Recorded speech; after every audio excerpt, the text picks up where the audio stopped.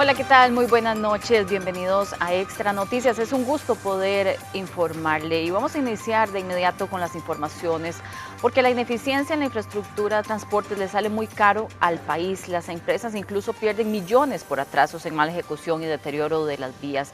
Y justamente analizamos el día de hoy las respuestas que nos brindaron los candidatos durante el debate del Grupo Extra del Colegio Federado de Ingenieros y Arquitectos con don Olman Vargas de la Comisión Pensar en Costa Rica del CEFIA, que se encuentra con nosotros aquí en esta mesa de análisis. Don Olman, muy buenas noches, muchas gracias por Muy buenas acompañarnos. noches, un gusto estar aquí con ustedes, con los televidentes y la gente que nos ve por redes sociales. Don Olman, sin duda uno de los bloques y de los ejes estratégicos del debate era justamente conocer cuáles son las propuestas que tienen los candidatos y los partidos con respecto al tema de infraestructura que el país necesita ponerle bastante atención en este momento. Y vamos a entrar en materia directamente para ir viendo las respuestas que nos dieron los candidatos y poder conversar acerca de los diferentes ejes estratégicos, por ejemplo, en transporte público, también infraestructura de carreteras. Pero vamos a iniciar con la consulta que se le hizo específicamente durante el debate a la candidata Claudia Dobles y cuál fue la respuesta que ella nos dio para conversar con don Olman acerca de cuáles son las observaciones acerca de esta respuesta. Vamos a verla. La construcción de obra vial toma tiempo. Le pedimos que nos mencione 3 nuevos proyectos que cree que puede concluir en su administración. Bueno, definitivamente tenemos un rezago gigantesco y la ejecución en esta administración de obra vial ha sido terrible, ha sido paupérrima. Lamentablemente no le va a quedar una muy buena cartera de inversión a la próxima administración. Normalmente para que una administración en sus 4 años pueda avanzar y finalizar las obras, toma normalmente varias administraciones. Nosotros le dejamos a esta administración una cartera de inversión de diferentes proyectos y la próxima administración recibirá muy poco. ¿Qué vamos a priorizar? Priorizaremos algunas rutas que tienen relación con el sector productivo. Priorizaremos Ruta 1, Ruta 27, priorizaremos también Ruta 32. Hay que quitar las rotondas cuadradas, hay que hacer pasos a desnivel, hay que hacer los túneles falsos de la Ruta 32, pero también obras en las diferentes regiones que le cambian a usted la vida. Regresaremos a la estrategia de cambiar las rutas de lastre a rutas asfalto, que fue muy exitosa en la administración pasada, mejorándole la vida a usted. Inversión en proyectos importantes de obra pública. Don Olman, ¿qué le parece a usted esta respuesta de la candidata? Sí, bueno, hay una realidad que es importante, yo creo que se puede ver fácilmente, y es que muchísimos de los proyectos que efectivamente venían en cartera y negociándose, algunos financiados, otros incluso iniciados en su momento hace 4 años, prácticamente durante 3 años fueron totalmente detenidos por esta administración. Tenemos el caso de Ruta 1, que se canceló el fideicomiso que se tenía con el Banco de Costa Rica, la negociación con el concesionario de la Ruta 27 se suspendió, es más, no se ha retomado todavía después de 4 años. Barranca Limonal, que se venía construyendo, ya tenía un 20% de avance, se canceló el proyecto. La carretera San Carlos estaba completamente desfinanciada porque se dejó perder en ese momento el crédito que se tenía con el BID y prácticamente solo se le dio continuidad a la Ruta 32, pero el gobierno tuvo una cosa que acertó, y es que se concentró en un proyecto muy urbano, que es la carretera de circunvalación y en la entrada a Cartago. Y la carretera de circunvalación todo el mundo la ve, la gente tiene la sensación de que hubo un avance en infraestructura, pero en realidad prácticamente se ejecutó únicamente un 10-15% del 100% que se pudo haber ejecutado. Este gobierno tuvo una oportunidad de oro para haber hecho un avance en infraestructura como no se había tenido hasta ahora. Y sin embargo quedan, como usted lo menciona, esas obras que son fundamentales. Sí, yo pienso que la prioridad de cualquier gobierno es precisamente terminar todo lo que estaba con este nivel de avance. Es fundamental la carretera San Carlos, ¿verdad? Ahora se está construyendo la Punta Sur, pero falta todo el eje central de la carretera, que es un proyecto muy importante. Hay que terminar la negociación para ampliar la 27. El concesionario tiene hasta el año 2033. Estamos apenas en el plazo exacto para poder negociar y generar el avance correspondiente, si no habría que esperarse hasta el 33 con la nueva negociación de la nueva concesión. Hay que hacer la Ruta 1, ahora hay toda una discusión si se hace mediante un empréstito o se busca hacer una concesión, pero todos son proyectos muy importantes. Y hay algunos otros que son fundamentales, como la ampliación de la Ruta 21, que es la ruta que va de Liberia a Nicoya, sobre todo por el tema del aeropuerto de Liberia, que en este momento está necesitando una ampliación de manera súper urgente. Don Olman, bueno, vamos a ver ahora también y profundizar acerca de otros temas. Sin embargo, aprovechando que estamos hablando de esto, es que el país pierde millones, el sector productivo pierde competitividad también si se deja pasar el tiempo más todavía. Así es, hay dos cosas que son fundamentales. Uno, lo que usted acaba de decir, hay una pérdida de competitividad. Pensemos solo en Ruta 1, por ahí pasa prácticamente el 60-70% de todo el desarrollo socioeconómico del país. Y entonces usted ahora, por ejemplo, pues hace desde Limonal hasta Liberia de una manera muy cómoda, en una muy buena carretera, pero arranca Limonal, es un calvario, ¿verdad? Y así se siente. Pero incluso también una característica que hemos tenido en los últimos años y es el mal manejo del tránsito, ¿verdad? Claro. Tenemos un ejemplo terrible que es el de la entrada a Cartago, ¿verdad? Que ha sido un verdadero calvario para toda la gente de Cartago, porque la empresa, por diferentes razones, ha hecho un manejo muy deficiente del tránsito, porque no se puede cerrar la carretera, es prácticamente la única entrada que hay a la provincia de Cartago, la ciudad de Cartago, y eso yo creo que tiene que cambiar de manera importante. En cualquier contrato tiene que estar establecido la responsabilidad de un manejo eficiente del tránsito en el proceso de la construcción. Eso debe de plantearse, planificarse. Las autoridades del ministerio deben de revisarlo y aprobarlo y después debe darse un proceso que es muchísimo más armónico que lo que hemos tenido ahí, que genera un altísimo costo en gasolina, en tiempos, en ¿verdad? Todo lo que ha pasado, por ejemplo, en la comunidad de Cartago, y eso tiene que cambiar definitivamente. Severos problemas de planificación, además, y justamente ahora que usted lo menciona, vamos a escuchar cuál fue la respuesta que dio el candidato del Partido Unidad Social Cristiana, don Juan Carlos Hidalgo. Según el índice de competitividad del año 2025, tardamos en promedio 3.2 minutos en 100 metros en una presa. Sabiendo esto, ¿cómo lo solucionaría? Adelante. Sí, esta es una de las peores tragedias que viven los costarricenses día a día. Gastar horas de nuestras vidas en una presa, atrapados en un carro. Y esto requiere, por supuesto, soluciones de corto plazo, mediano plazo y largo plazo. Corto plazo, nosotros creemos que necesitamos aumentar la cantidad de oficiales de tránsito de manera significativa para que estos oficiales de tránsito estén ahí agilizando el tránsito, que es para lo que deben de estar. Creemos en la implementación del marchamo digital para que entonces se agilicen los flujos de tránsito, especialmente cuando se trata de peajes. Y ya pensando un poco más en el largo plazo, hay que hacer una inversión importante en semáforos inteligentes, que esto es algo que se ha hablado por muchos años y que necesitamos implementar de una vez por todas.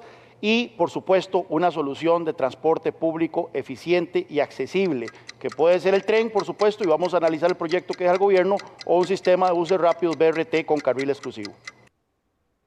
¿Qué le parece, don Olman, a usted estas propuestas, diferentes proyectos que plantea el candidato? Sí, en general el concepto es adecuado, ¿verdad? Aquí pasamos de infraestructura a movilidad, que claro. Es un tema todavía más el diario de todos los costarricenses. Lo sufrimos todos los días. Lo sufrimos todos, ¿verdad? Todos sabemos los altísimos niveles de congestión, que a veces incluso llegamos a colapso vial, ¿verdad? Claro. En determinados momentos. Es como plantea don Juan Carlos, obviamente hay medidas primeras, ¿verdad? Inmediatas, medianas y a largo plazo.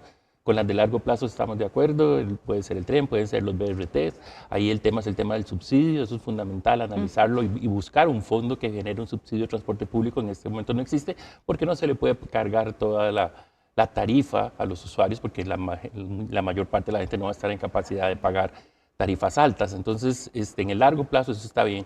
En el corto plazo, él da una medida que es muy necesaria, que es poner a los policías en la calle. Yo creo que en este momento prácticamente no vemos a los policías en la calle, solo cuando hay un choque, y entonces eso genera un desorden importante. Pero hay una necesidad inmediata de otras medidas, como son los carriles exclusivos de autobuses, como es el desfase de horarios, que todo el mundo, no que toda la gente entre en 2 horas, sino dividirlos en unas 4 horas, lo que es educación primaria, secundaria, lo que es comercio, lo que son oficinas, etcétera.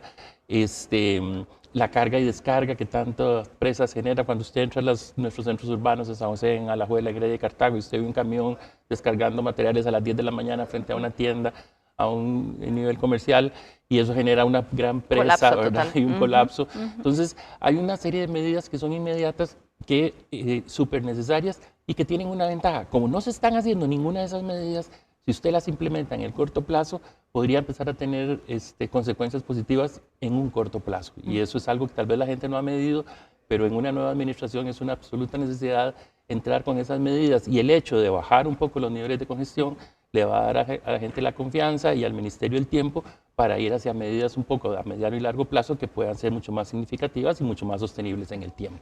Don Olman, y una pregunta que nos hacemos muchísimo los costarricenses es que sabemos qué es lo que hay que hacer, pero ¿por qué cuesta tanto ejecutarlo? Este tema de las presas, de la movilidad, requiere una atención multidisciplinaria. Ustedes como profesionales han señalado qué es lo que requiere el país de manera inmediata, ¿verdad? Pero ¿por qué cuesta tanto probablemente ponerse de acuerdo entre sectores? Y usted me lleva a un tema un poco personal, porque muchos de nosotros los ingenieros que trabajamos en esto, trabajamos muchos años en el Ministerio de Obras Públicas, hace muchos años, y en ese momento hacíamos mucha ingeniería, teníamos un montón de medidas, la gente recordará, la gente que tiene un poco más de edad, hacia finales de los años 80, en los años 90, que habían carriles exclusivos, que había sistemas de carga y descarga, fue cuando se pusieron los semáforos computadorizados, con sensores y una serie de medidas que se fueron perdiendo en el tiempo, y en estos 20, 25 años que tenemos del nuevo siglo, todo eso se fue perdiendo y ahora prácticamente no se hace nada de ingeniería, casi que el sistema está a la libre. Y por eso se ha ido complicando y complicando, con un aumento muy importante en el número de vehículos y sobre todo en el número de motocicletas, ¿verdad? Que han disparado la accidentabilidad en el país de manera impresionante. Los fallecidos en sitio por accidentes de tránsito en este momento están el doble de lo que estaban hace 3 o 4 años, y nadie está haciendo nada. Las campañas de seguridad vial desaparecieron. Yo creo que todos recordamos aquella campaña de los pollitos, por ejemplo, en una entrada a clases, ¿verdad? Esas cosas Y la educación vial. Tienen una incidencia directa, la educación vial en escuelas, en colegios, y ahora eso prácticamente se dejó de hacer ingeniería por diferentes razones, probablemente falta de recursos, o a lo mejor las autoridades que estuvieron en los ministerios no tenían la capacidad o el conocimiento técnico de cómo orientar esas cosas. Pero definitivamente hay que retomar la ingeniería de tránsito, hay que retomar la seguridad vial, eso tiene que ser a nivel prioritario porque ya el país no da para más, no podemos seguir en la congestión, en el colapso vial, que nos afecta la salud, que nos afecta los tiempos de traslado, que afecta el estrés, o sea, tienen toda una serie de consecuencias negativas que en este momento estamos sufriendo como sociedad y que tenemos que resolver. Un impacto país además. Y nos lleva también, don Olman, justamente a hablar acerca del tema de transporte público, que esa fue la consulta que se le hizo al candidato Ariel Robles. Vamos a escucharla. Don Ariel, hay más de 100, solamente este año que acaba de pasar, hay más de 100 rutas de autobús que ya no dan el servicio, obligando así al usuario a tener que costear un servicio mucho más caro o en condiciones muchísimo más riesgosas.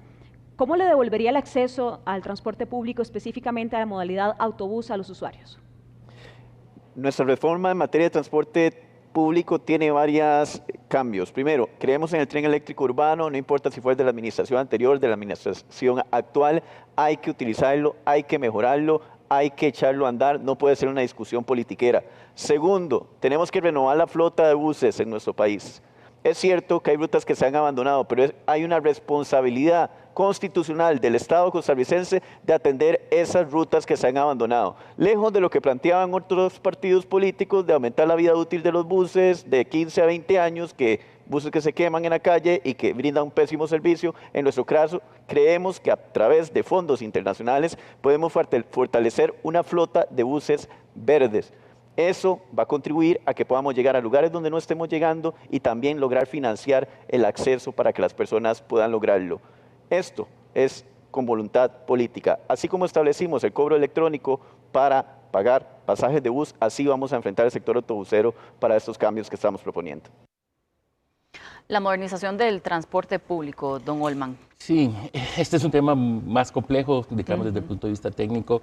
No es solo el tema de la cantidad de rutas impresionante que se han dejado por parte de los empresarios, más de 100 rutas, que tienen en situaciones muy difíciles a la gente de esas rutas, porque normalmente son rutas más pequeñas, donde no se le dio al empresario el reajuste tarifario que en el momento que correspondía, donde han bajado un poco los volúmenes y entonces la tarifa se hace impagable, baja la ocupación de los buses, el empresario se le pierde el negocio y lo deja.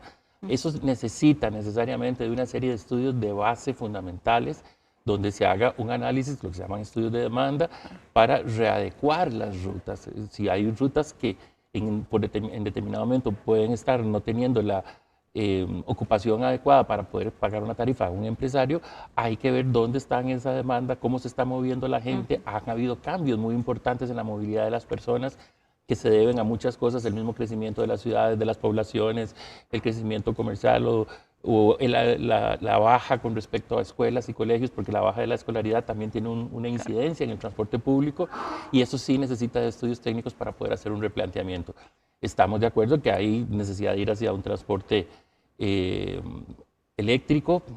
Obviamente eso necesitará de más tiempo, pero... Eso es, que además es otro tema que también, además es paralelo. otro tema, pero probablemente si vamos a ir hacia un transporte eléctrico, lo primero que deberíamos ir es buscarlo en los buses de transporte público. En eso don Ariel tiene razón. Y eventualmente también, pues habrá que ir hacia un sistema masivo, pues como él decía, ya fuera un tren o un BRT, como decía don Juan Carlos. Pero antes de eso hay una necesidad de hacer un replanteamiento de todo el esquema de buses, pero para eso se necesitan estudios, para eso se necesita ingeniería, para eso se necesita un Ministerio de Obras Públicas haciendo esos estudios de base en los diferentes lugares, y eso está perdido completamente en este momento. ¿Y se requiere presupuesto también específico para eso o es secundario? No, el presupuesto es fundamental. Vamos a dar un ejemplo de algo muy relacionado, que es la seguridad vial, ¿verdad? Que tiene mucho que ver con esto también.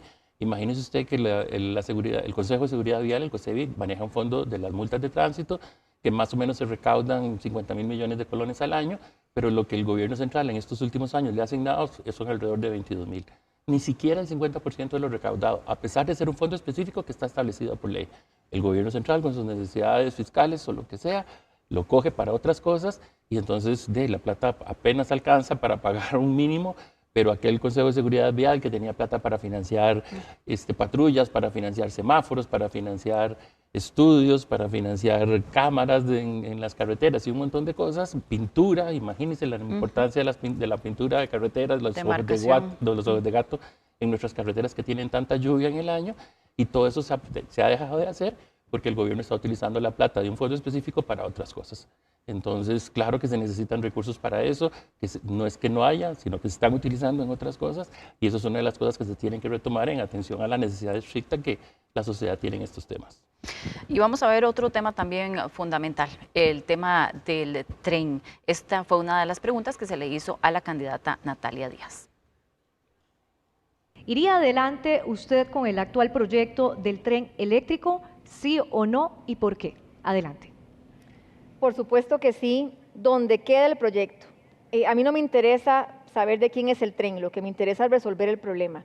Y ese empréstito que se presentó al Congreso lo vamos a tomar hasta donde esté, sea votado o si no continuarlo, porque creo que es un proyecto trascendental, pero en el interín también tenemos que actuar con lo que el INCOFER tiene disponible. Por ejemplo, ampliar horarios, que hoy los fines de semana no está funcionando. Eso es una medida importante mientras el proyecto avanza, porque esto toma tiempo y se requiere también de planificación.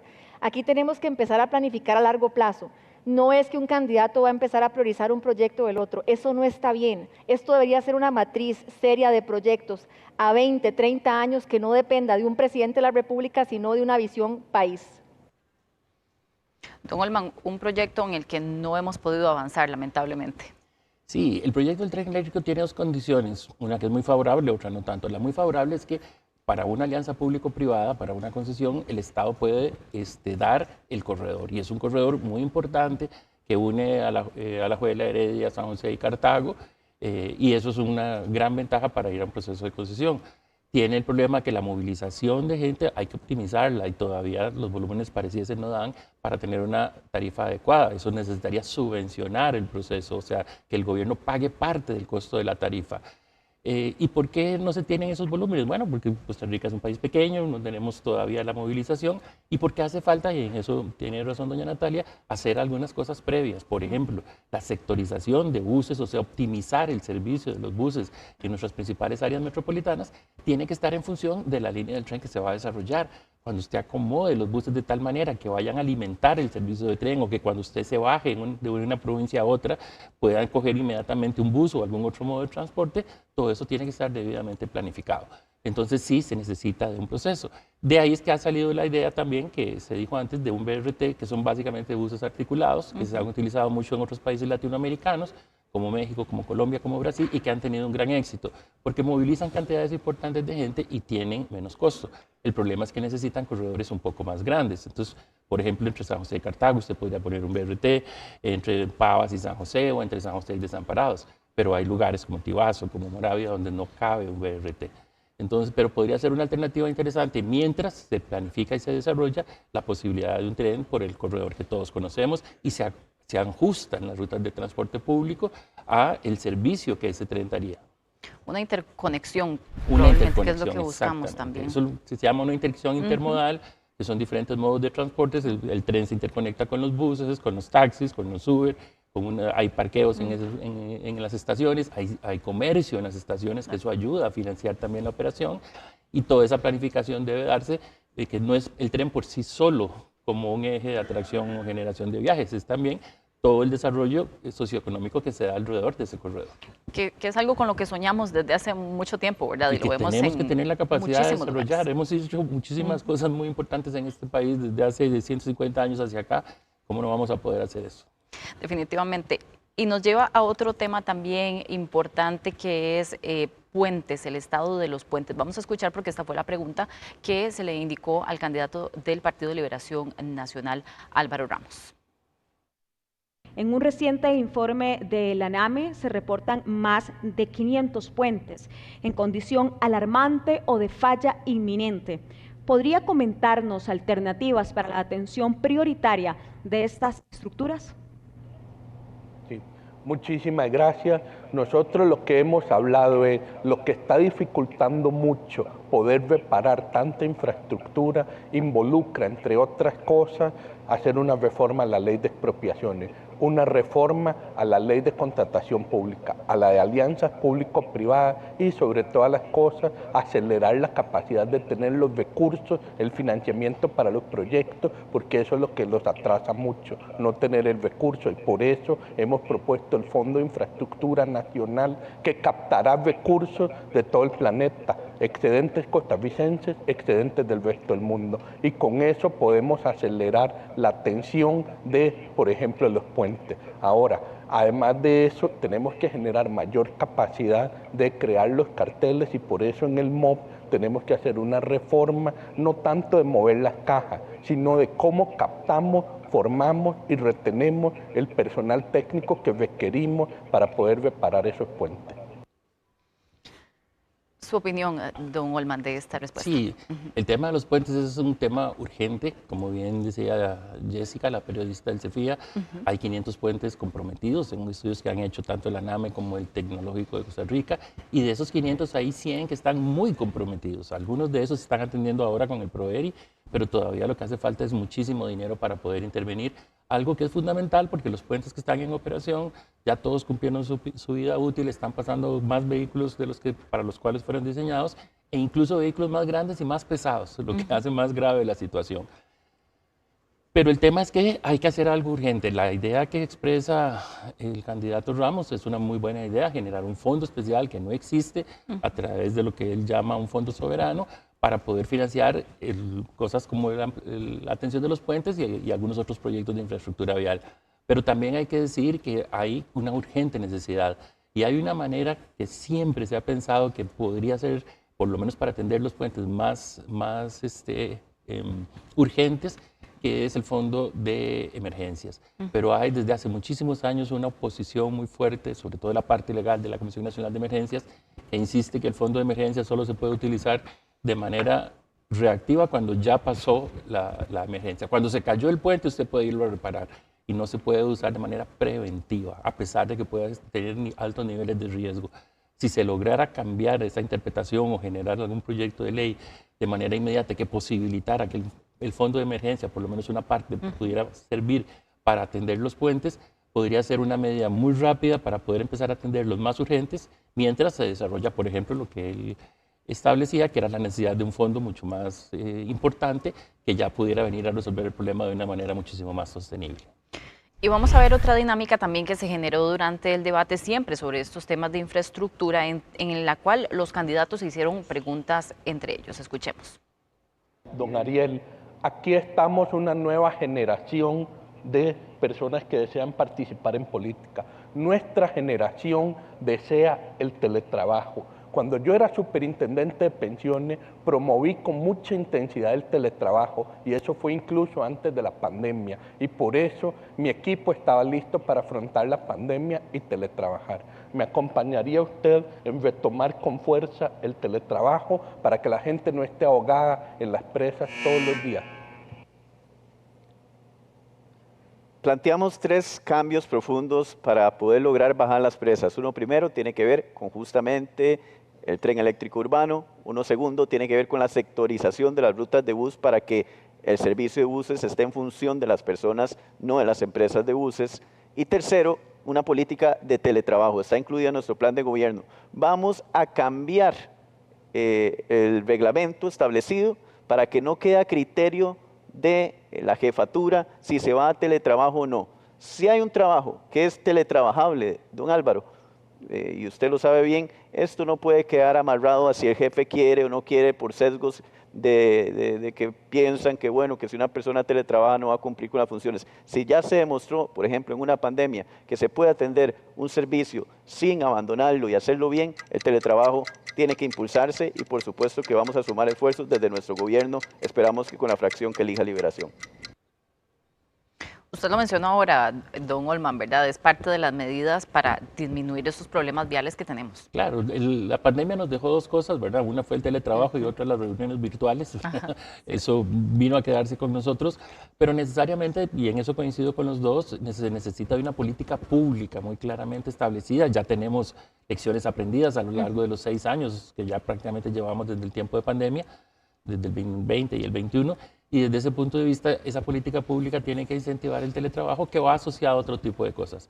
Ya no es una decisión, como bien decía el candidato Robles, en el sentido de que si al jefe le gusta o no le gusta, es que tienen que cambiar porque la persona que teletrabaja tiene que tener indicadores, una medición de su eficiencia de otra manera muy diferente a que si trabaja de manera presencial, pero eso pues obviamente ayuda a disminuir los volúmenes de gente trasladándose de un lugar a otro, sobre todo cuando los traslados son muy largos, ¿verdad? Alguien que vive en Cartago y trabaja en San José, o alguien que vive en Alajuela y viene a Cartago, cosas de ese tipo, y acompañado también de una política de planificación urbana, que ¿verdad? No se dijo, pero que es fundamental, porque cuando uno ve los países desarrollados, ¿cómo es que hacen? Bueno, en los diferentes centros urbanos usted encuentra todas las facilidades, o sea, difícilmente la gente va a venir a trabajar de Paraíso a Forum, en esas distancias en otros países. ¿Por qué? Porque probablemente en Cartago hay todo un desarrollo empresarial, igual que en Alajuela o en Heredia o en San José, y la gente no necesita hacer traslados tan grandes. Entonces, el teletrabajo es una medida más inmediata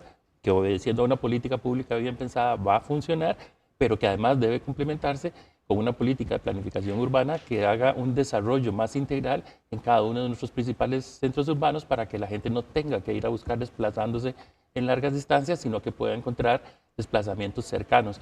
Y la juventud ahora eso es lo que busca, ¿verdad? La gente joven quiere teletrabajar o quiere buscar trabajos lugares de residencia que estén muy cerca de los lugares donde trabaja. Y están incluso dispuestos a cambiarse fácilmente de un lugar a otro, siempre y cuando su movilidad se reduzca a un área relativamente pequeña. Y eso debe venirse acompañado con una política de Estado de planificación urbana que ordene todo el desorden urbano que también hemos tenido desde hace 20, 30 o 40 años. Seguimos con la dinámica porque también fue un tema que se abordó entre doña Claudia y doña Natalia Díaz. Vamos a ver cuáles fueron esta consulta que se hicieron ellas. Perdón, Natalia Díaz a Juan Carlos Hidalgo.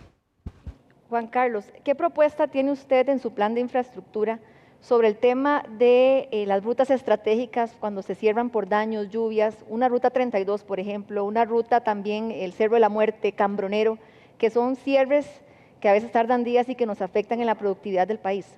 Sí, Natalia, una excelente pregunta, puesto que la gente de Limón, por ejemplo, ha sufrido muchísimo bajo este gobierno. Los cierres en la ruta 32 han sido constantes, han durado hasta semanas, y esto tiene una afectación terrible, no solo para la economía nacional, sino también para las poblaciones de la zona atlántica o la zona sur.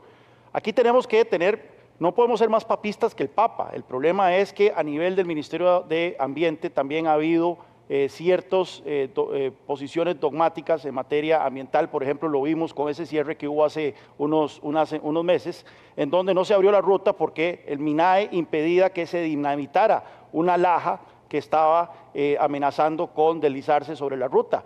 Pues bueno, ahí nosotros necesitamos tener una posición mucho más flexible por parte de nuestras autoridades ambientales, empezando por el MINAE, para que se puedan hacer intervenciones en rutas críticas, especialmente si son rutas que están en parques nacionales, para que podamos reanudar el tráfico lo más pronto posible. Bueno, aquí toca un tema importante. Las lluvias nos generan muchísimos problemas en carretera, don Olman, lamentablemente. Hay dos ejes que son fundamentales de desarrollar en el país desde el punto de vista de movilidad, de infraestructura, que son el eje que une las fronteras, de Peñas Blancas a Paso Canoas, y el eje que une los puertos de Caldera Moín. Estos dos ejes deberían de tener ya 4 carriles, ¿verdad? Y una movilidad incluso que pueda atender la posibilidad de deslizamiento, de algún problema que se dé. Y dentro de esos ejes, y ellos lo decían sin decir el nombre, pero hay que ser claro, el cuello de botella, sobre todo el Surquí, ¿verdad? Claro. Con la legislación ambiental que nosotros tenemos, los votos de la Sala Constitucional, en este momento es prácticamente imposible hacer una ampliación, y la ampliación tendría que pasar por un proyecto de ley con caracteres especiales y que uno ve difícil que se pueda dar en el corto plazo. Eso nos lleva necesariamente a la posibilidad de establecer túneles falsos. Que yo no sé por qué en este país ha habido una resistencia tan fuerte a los túneles falsos. Colombia está lleno de túneles falsos, Brasil está lleno de túneles falsos, porque son países donde igualmente que nosotros tienen carreteras de montaña, tienen mucha lluvia durante todo el año. Colombia es uno de los países que más llueve junto con Costa Rica, y desde ese punto de vista los túneles falsos son una necesidad para vencer las resistencias que tenemos en ese cuello de botella que se llama el túnel Surquí dentro de la Ruta 32. Y bueno, hay que ir adelante con el desarrollo de esos dos ejes, como dijimos antes, llevarlos a 4 carriles, que es fundamental, y eso deberá de tener una política pública, como dijeron algunos de ellos, creo que doña Natalia, en el sentido de darle un mantenimiento especial, cuidadoso a esos dos ejes, porque por ahí pasa el 70 o el 80% del desarrollo socioeconómico del país. Nos queda una consulta adicional, don Olman, pero vamos a hacer una breve pausa para venir a cerrar con esta información que tenemos, y además una consulta adicional sobre este tema, y hablar acerca de las prioridades que tenemos en infraestructura en nuestro país. Ya volvemos con más a Mesa de Análisis. Estamos haciendo una revisión de las respuestas que nos dieron los candidatos presidenciales durante el debate entre el Grupo Extra y el Colegio Federado de Ingenieros y Arquitectos, específicamente en temas de infraestructura, presas, transporte, movilidad, con don Olman Vargas, quien está de la Comisión Pensar en Costa Rica del CEFIA. Don Olman, muchísimas gracias. Vamos a ver una de las últimas respuestas que ya tenemos por evaluar el día de hoy, que se hicieron incluso preguntas entre los candidatos. Vamos a verla. Bueno, la consulta era para doña Laura Fernández, pero no está, entonces me toca a don Álvaro. Don Álvaro, el rezago en infraestructura en Costa Rica es terrible. Estamos hablando de que, según la Cámara de la Construcción, alcanza más de 100.000 millones de dólares. Eso es más del PIB costarricense. Yo estoy a favor de utilizar los fondos de pensiones para que se invierta en infraestructura en el país, y así podamos construir obra pública y mejorar los rendimientos de los fondos de pensiones, y que tener mejores pensiones para los costarricenses. ¿Qué opina usted al respecto? Muchas gracias, don Juan Carlos. Magnífica pregunta. Cuando yo estaba en la Superintendencia de Pensiones, siempre estuvimos de acuerdo con que los fondos de pensiones debían usarse para infraestructura, pero una y otra vez faltaba el vehículo jurídico para poder hacer esa inversión y que se canalizara adecuadamente, porque hay que proteger los recursos de los que han ahorrado en esos fondos. Ahora tenemos el vehículo, lo estamos proponiendo. Es el Fondo de Infraestructura Nacional, un fondo que además será estructurado a nivel internacional para tener todas las garantías legales, no solo para los fondos de pensión costarricenses que inviertan en él, sino también fondos internacionales, fondos soberanos internacionales que pueden meter su capital ahí, y ese capital se usa como un capital semilla para poder iniciar todos esos fondos de infraestructura, porque aquí la gran diferencia es que no sea deuda, así no aumenta la deuda del Estado, es una capitalización en la infraestructura. Con eso estamos convencidos que podemos acelerar significativamente la inversión en infraestructura. Don Olman, ¿cómo ve usted estas respuestas? Sí, definitivamente un fondo diferente a lo que hemos hecho hasta ahora, que es o con recursos propios o pedir un crédito a una entidad financiera internacional o una concesión, es una absoluta necesidad, ¿verdad? hay algo muy cierto en lo que dice don Álvaro, y es la necesidad de utilizar los fondos de pensiones nuestros, que en este momento están siendo invertidos en bancos extranjeros y que los utilizan para prestar para infraestructura en otros países. O sea, nuestros fondos de pensiones se están utilizando para construir infraestructura y otras cosas en otros países. Eso no tiene ningún sentido. Obviamente eso requiere de un cambio legal, y más cuando él habla, por ejemplo, de poder acceder a fondos soberanos de otros países, de los excedentes de esos fondos soberanos, para incorporarlo dentro de un fondo de infraestructura acá, pues eso tiene que tener un trámite legal que es importante, que ojalá hubiese la coordinación entre las diferentes fracciones legislativas que tengan los partidos que vayan a quedar representados, para poder ir en un plazo relativamente corto ir adelante en esa idea. Pero lo cierto es que un fondo nuevo es absolutamente necesario, porque en este momento los recursos del Estado son exiguos, el Estado prácticamente no tiene plata, el CONAVI algunas cositas es lo que puede hacer.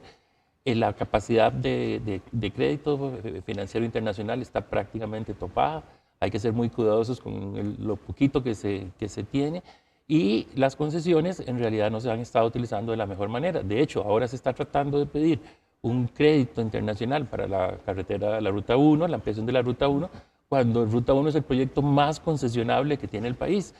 Ruta 1 debería ser una concesión, y el crédito que se vaya a pedir, más bien utilizarlo en rutas donde no haya posibilidad de poderlo financiar por una concesión.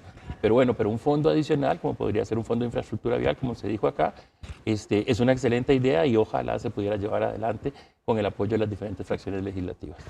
Don Olman, finalmente su mensaje, estamos ya en esta recta final de una campaña electoral, hay muchísimos retos en temas de infraestructura, transporte, movilidad. ¿Cuál sería su mensaje para reflexionar en estos días que nos quedan? Uno piensa que lo hablábamos hace un momento, este es un momento muy particular porque los temas de infraestructura, de movilidad, de congestión han pasado a ser parte de la campaña política, y eso es por el nivel de gravedad que estamos enfrentando.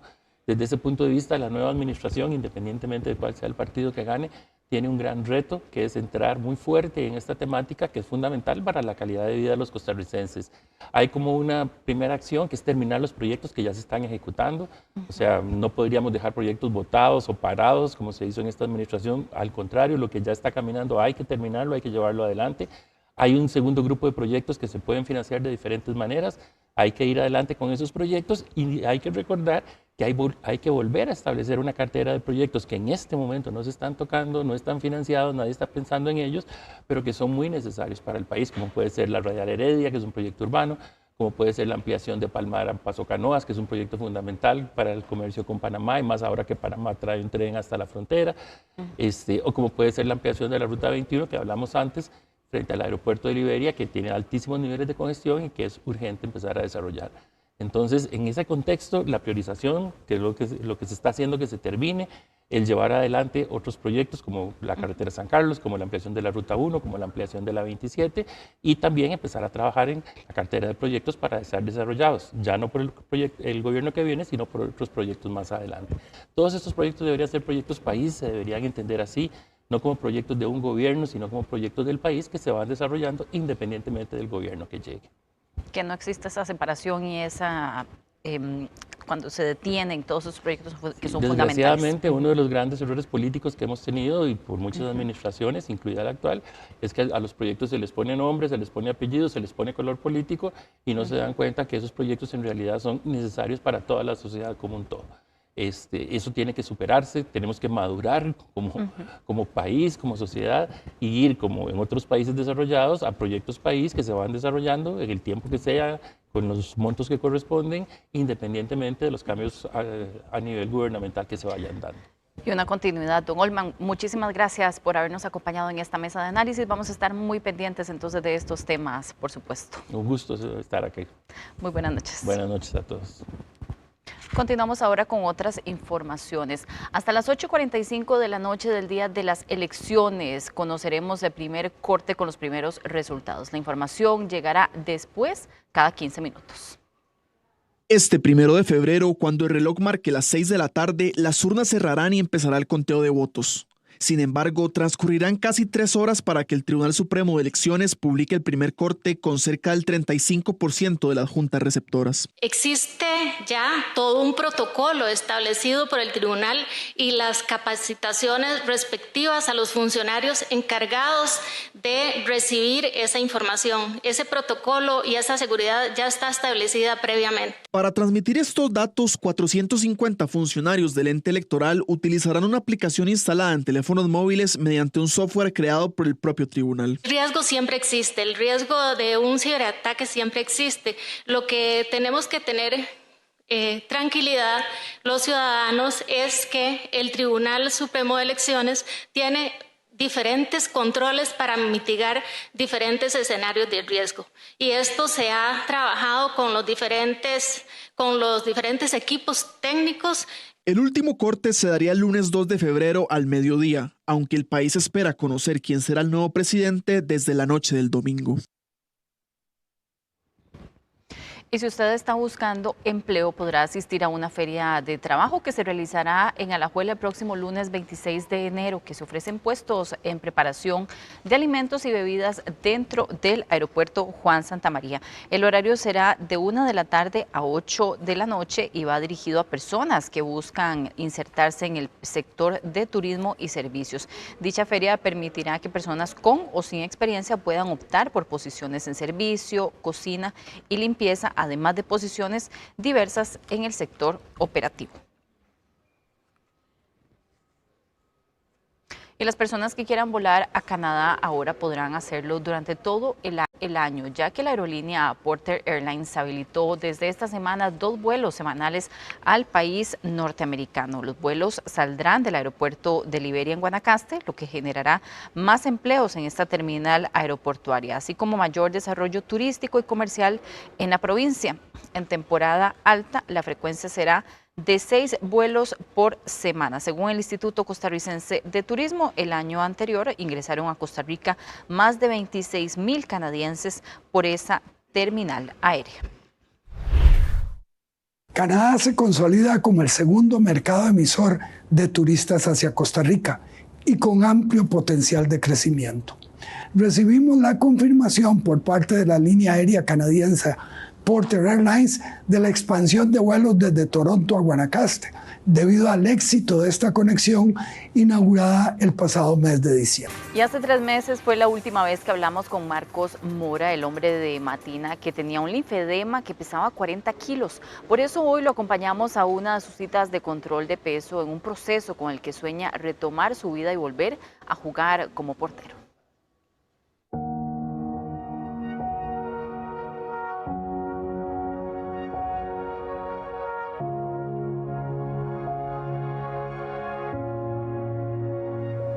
Así fue el cambio que experimentó Marcos Mora en menos de un año. A él lo conocimos cuando un linfedema de 40 kilos no lo dejaba ni levantarse de la cama. Su vida marcó un antes y un después de que le quitaron el linfedema, mientras que este vecino de Matina sigue en su proceso de pérdida de peso. Ha sido un giro de 180 grados. En este año, cuando el doctor llegó por primera vez, no me podía mover de mi cama. Ahora, gracias a Dios, soy más independiente, hago más mis cosas. Las publicaciones de Grupo Extra con la historia de Marcos llegaron a un médico especialista, quien le ofreció su ayuda. Realmente nos dimos cuenta de su caso y lo dramático de su situación, gracias a lo que ustedes sacaron en el reportaje donde le hicieron que él estaba encamado, que llevaba 5 años sin poder salir de la casa. Pese a que el cambio más notorio en Marcos se da en lo físico, en lo mental también avanzó mucho. Mentalmente me siento muy fuerte, muy bien, y físicamente me siento muy bien. El doctor dice que de aquí a un año tengo que estar bajo los 100 kilos. Este amante del fútbol no afloja en su sueño de superar esta prueba para volver a sus años como portero y retomar su vida de manera normal.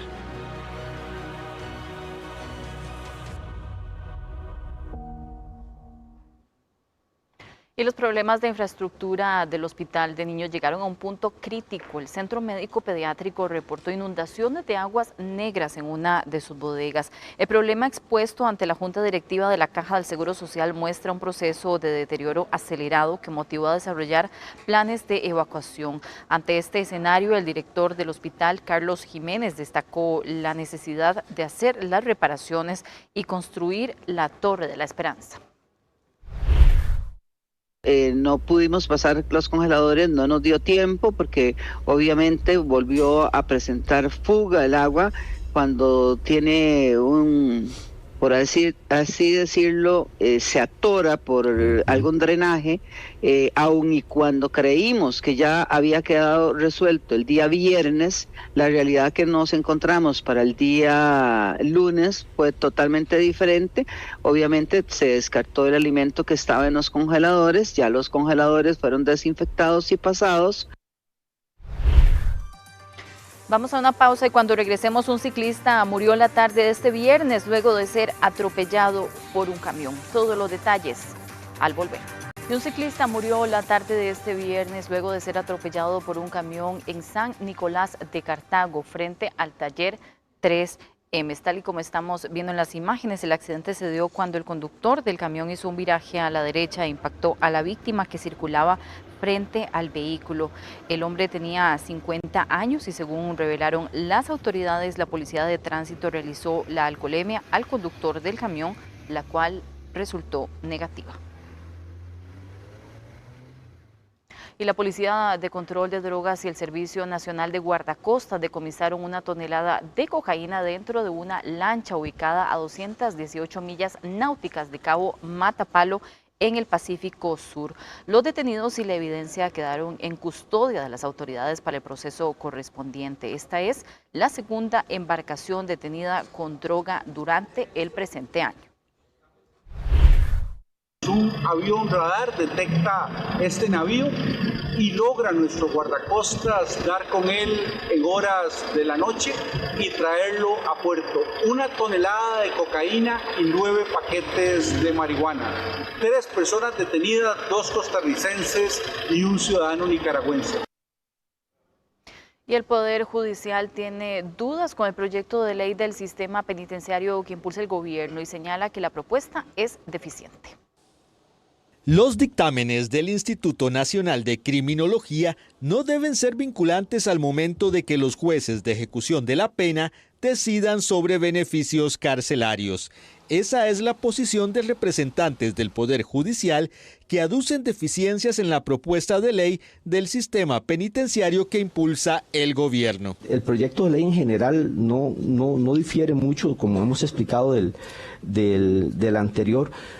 Temas como las medidas de seguridad curativas, por ejemplo, son inexistentes dentro del desarrollo del proyecto. Prácticamente que se parte de una idea de que la única pena es la pena de prisión. Los expertos cuestionan que el proyecto propone la creación de un consejo de ubicación en espacios de alta contención, lo cual genera serias dudas técnicas.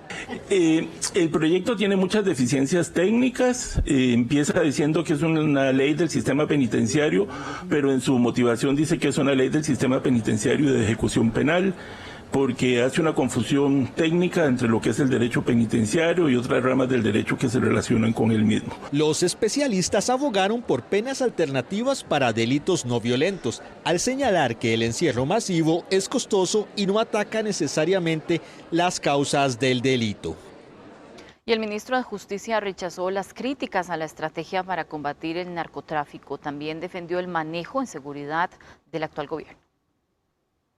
Costa Rica no puede catalogarse como un narcoestado, pues recibe el apoyo del gobierno de Estados Unidos. Esa es la posición del ministro de Justicia, quien puso como ejemplo las donaciones de escáneres por parte de las autoridades estadounidenses para instalarlos en los puertos de nuestro país. Porque hablan de que somos un narcoestado. Y a mí eso me hace gracia de las personas que lo mencionan.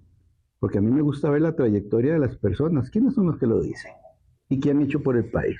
En seguridad, Costa Rica debe seguir con mano dura y ejercer controles fuertes dentro y fuera de las cárceles, según el ministro, quien defendió las constantes visitas que hacen a El Salvador con la intención de aprender de las medidas que implementó el gobierno de Nayib Bukele. Lo estamos haciendo con el apoyo del gobierno de Estados Unidos. Si no, esto no camina. Pero ahí salen publicaciones como riéndose, encontraron 100 kilos de droga en Europa. No.